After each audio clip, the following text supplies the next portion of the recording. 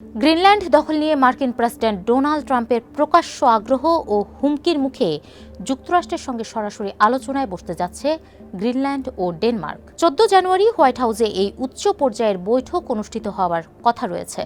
আর এই বৈঠককে ঘিরে কূটনৈতিক উত্তেজনা যেমন বাড়ছে, তেমনি ন্যাটোর ভবিষ্যৎ নিয়েও নতুন করে প্রশ্ন উঠেছে। গ্রিনল্যান্ডের পররাষ্ট্রমন্ত্রী ভিভিয়ান মোর্সফল্ট এবং ডেনমার্কের পররাষ্ট্রমন্ত্রী লার্স লোকে রাসমুসেন হোয়াইট হাউসে মার্কিন ভাইস প্রেসিডেন্ট জেডি ভ্যান্স ও পররাষ্ট্রমন্ত্রী মার্কো রুবিওর সঙ্গে আলোচনায় অংশ নেবেন বলে ধারণা করা হচ্ছে। এই বৈঠকটি এমন এক সময়ে হচ্ছে যখন গ্রিনল্যান্ডের প্রধানমন্ত্রী জেন্স ফ্রেডেরিক নিলসেন ও ডেনমার্কের প্রধানমন্ত্রী মেটে ফ্রেডেরিকসেন প্রকাশ্যে ট্রাম্পের দখল সংক্রান্ত হুমকির বিরুদ্ধে ঐক্যবদ্ধ অবস্থান তুলে ধরেছেন। 13 জানুয়ারি কোপেনহেগেনে এক যৌথ সংবাদ সম্মেলনে গ্রিনল্যান্ডের প্রধানমন্ত্রী জেন্স ফ্রেডেরিক নিলসেন বলেন, যদি কখনো যুক্তরাষ্ট্র ও ডেনমার্কের মধ্যে একটি বেছে নেওয়ার প্রশ্ন আসে, তাহলে আমরা ডেনমার্ককেই বেছে নেব। ডেনমার্কের প্রধানমন্ত্রী মেটে ফ্রেডেরিকসেন বলেন, যুক্তরাষ্ট্রের মতো নিকটতম মিত্রের কাছ থেকে এমন চাপকে সম্পূর্ণ অগ্রহণযোগ্য বলা আমাদের জন্য সহজ নয়, তবে আমাদের সামনে আরও কঠিন পরিস্থিতি অপেক্ষা করছে। মার্কিন প্রেসিডেন্ট ডোনাল্ড ট্রাম্প দীর্ঘদিন ধরেই গ্রিনল্যান্ডকে যুক্তরাষ্ট্রের অংশ করার আগ্রহ প্রকাশ করে আসছেন।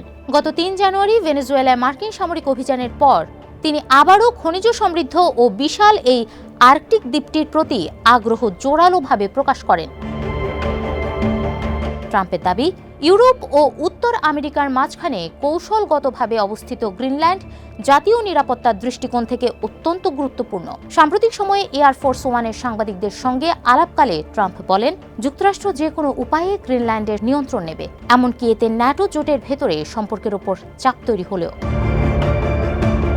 ট্রাম্পের এই মন্তব্য ডেনমার্কে গভীর উদ্বেগ সৃষ্টি করেছে, কারণ গ্রিনল্যান্ডের প্রতিরক্ষার দায়িত্ব ডেনমার্কের ওপর।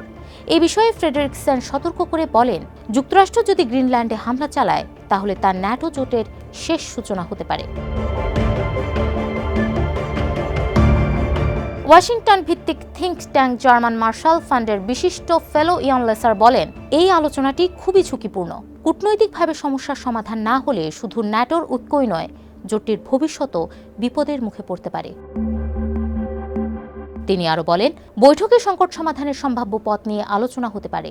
এর মধ্যে গ্রিনল্যান্ডের প্রতিরক্ষা জোরদারে নতুন ইউরোপীয় প্রতিশ্রুতি, আশেপাশের সমুদ্রসীমার নিরাপত্তা এবং গ্রিনল্যান্ডের খনিজ সম্পদে যুক্তরাষ্ট্রের অগ্রাধিকার ভিত্তিক প্রবেশাধিকার নিয়ে সমান্তরাল আলোচনা থাকতে পারে। তবে বৈঠকটি তীব্র তিক্ততায়ও শেষ হতে পারে।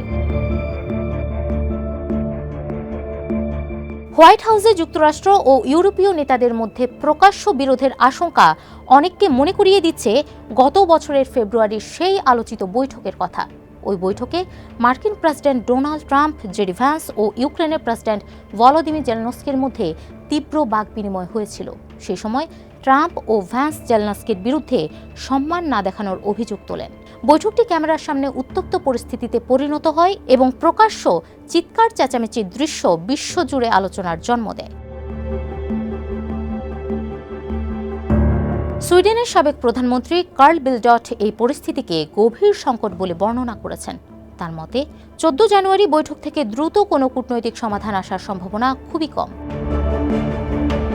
সিএনবিসির ইউরোপ আর্লি এডিশন অনুষ্ঠানে বিলডট বলেন, ভাইস প্রেসিডেন্ট জেডি ভ্যান্সকে বৈঠকের নেতৃত্ব দেওয়ার সিদ্ধান্ত পরিস্থিতিকে আরও কঠিন করে তুলেছে। মার্কো রুবিও তুলনামূলকভাবে নমনীয় মনোভাব দেখালেও জেডি ভ্যান্স ডেনমার্কের প্রতি সরাসরি অপমানজনক আচরণ করছেন এবং অত্যন্ত অদ্ভুত দাবি তুলছেন। তিনি আরও বলেন, আমি একটি খুব কঠিন বৈঠক আশা করছি, কোনো সমাধান নয়। সর্বোচ্চ যা হতে পারে তা হলো আলোচনার একটি প্রক্রিয়া শুরু। ওয়াশিংটন ভিত্তিক think tank Center for strategic and international স্টাডিজের সহযোগী ফেলো অটো সেভেনসেন বলেন, মার্কিন হুমকির মুখে গ্রিনল্যান্ড ও ডেনমার্ক নিজেদের মধ্যকার উত্তেজনা সরিয়ে ঐক্যবদ্ধ হয়েছে। এই বৈঠক থেকে বোঝা যাবে ট্রাম্প প্রশাসন গ্রিনল্যান্ড অধিগ্রহণে কতটা দৃঢ় এবং দ্বিপাক্ষিক সম্পর্ক সম্পূর্ণ ভেঙে পড়ার ঝুঁকি তারা কতটা নিতে প্রস্তুত। তিনি আরও বলেন, গ্রিনল্যান্ড ও ডেনমার্কের জন্য সবচেয়ে ভালো ফল হবে এমন একটি যৌথ বিবৃতি যেখানে গ্রিনল্যান্ডের সার্বভৌমত্ব এবং ডেনমার্কের সঙ্গে তার অবস্থান স্পষ্টভাবে নিশ্চিত করা হবে। এর বাইরে কিছু হলে ভবিষ্যতে হুমকি ও চাপ অব্যাহত থাকার আশঙ্কা থাকবে। তিনি সতর্ক করে বলেন, বিনিময়ে ড্যানিশ ও গ্রিনল্যান্ডের প্রতিনিধিরা যুক্তরাষ্ট্রের সঙ্গে অর্থনৈতিক ও নিরাপত্তা সহযোগিতা পুনর্বিবেচনার প্রস্তাব দিতে পারে। এর মধ্যে গ্রিনল্যান্ডের খনি খাতে মার্কিন কোম্পানির জন্য আরও অনুকূল সুযোগ এবং আর্কটিক নিরাপত্তায় অতিরিক্ত ড্যানিশ বিনিয়োগের বিষয় থাকতে পারে। গত সপ্তাহে একাধিক ইউরোপীয় নেতা গ্রিনল্যান্ডের পক্ষে প্রকাশ্যে সমর্থন জানিয়েছেন। তাদের মতে গ্রিনল্যান্ড ও ডেনমার্ক সংক্রান্ত সিদ্ধান্ত নেওয়ার অধিকার একমাত্র তাদেরই। এই বিবৃতিতে স্বাক্ষর করেন president Emmanuel Macron, chancellor Friedrich Merz, প্রধানমন্ত্রী কিয়ার স্টারমার সহ ইতালি, স্পেন ও পোল্যান্ডের নেতারা।